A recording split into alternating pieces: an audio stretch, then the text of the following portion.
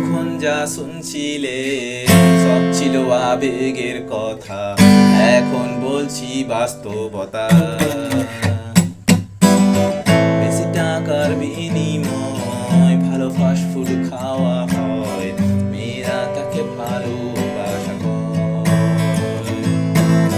টাকা পয়সা ফুরালে মেয়েরা যে যায় চলে, ছেলেদের বুড়ো আঙ্গুল দেখিয়ে লোকে আমারে শুধায়, মানুষ কেন চেকা খায় বলো না। লোকে আমারে শুধায়, মানুষ কেন ধোকা খায় বলো না।